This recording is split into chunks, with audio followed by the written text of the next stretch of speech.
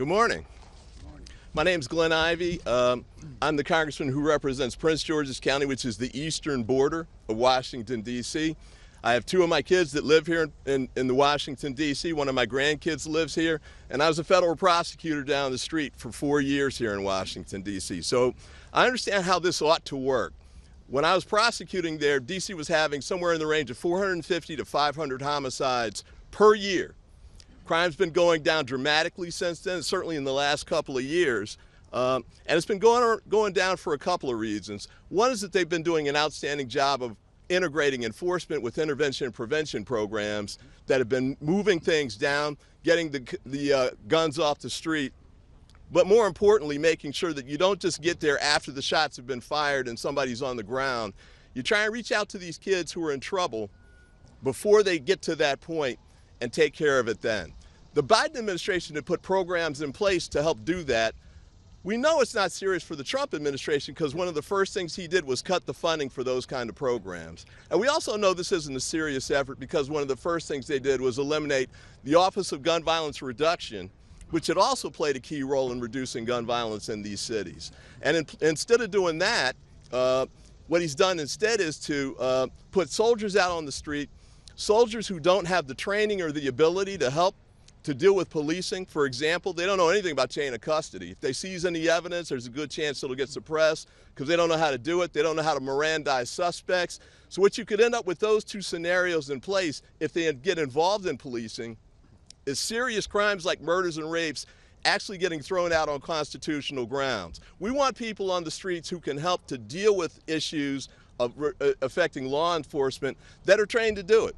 Now, if you want to bring in FBI or DEA or ATF, we'd love to have them in Prince George's County. We got a lot of that here in Washington, D.C.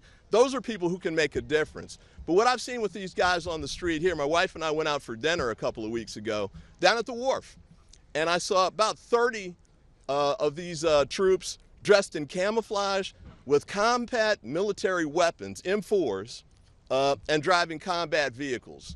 Armored vehicles. Now, you would have thought the Taliban was about to attack or something.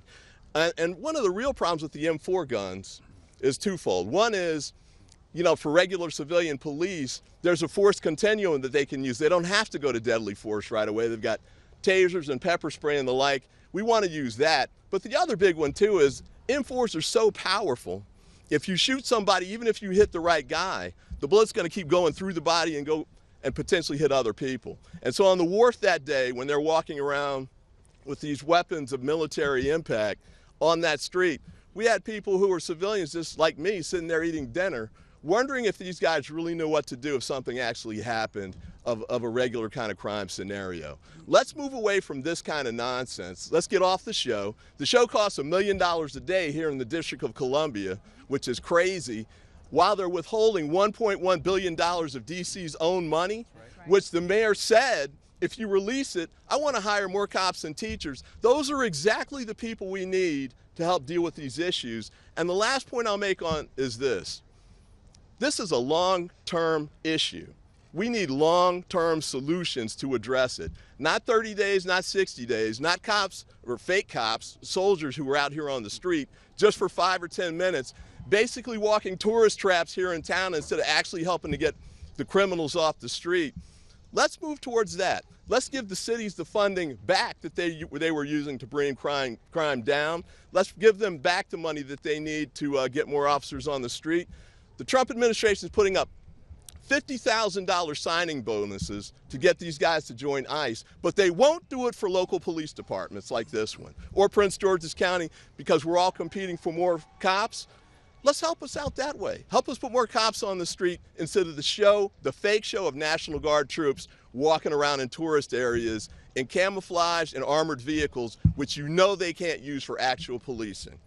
Thank you.